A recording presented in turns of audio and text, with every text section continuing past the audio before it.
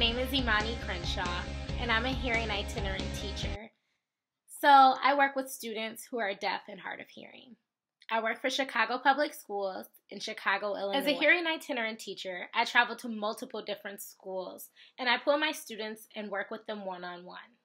Chicago is a very large city, so as you can imagine, it can be very challenging getting from school to school, especially in those winter months.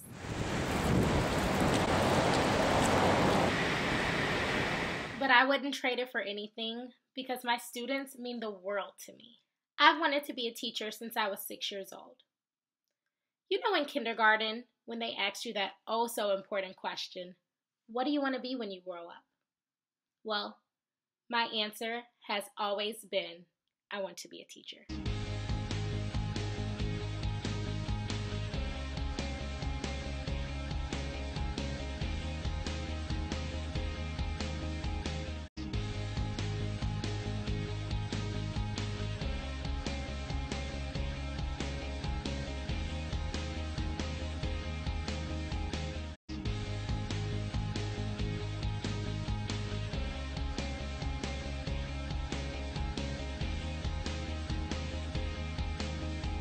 But I didn't always know that I would be a special education teacher.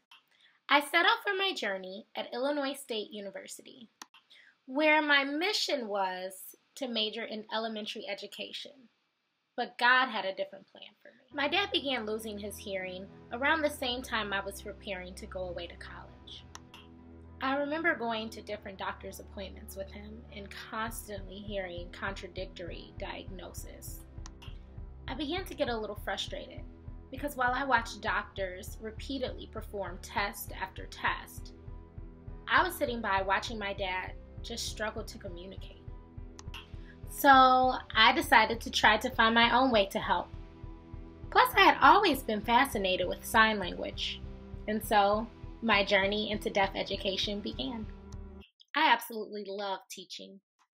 My favorite thing about teaching is that I'm able to incorporate my other passion, which is creating. Just this 2014 Teacher of the Year finalist, Ryan Devlin, I love creating lesson plans. I truly enjoy making my own activities and materials. I love making things bright, bubbly, colorful, and exciting. And I love to create games that support learning. My teaching philosophy is that all students can learn. They just have to be met at their levels and their interests, and I love that it's my job to figure that out. If I could go back and meet my 6-year-old self, I would say, you always knew what you wanted to do. Just keep going.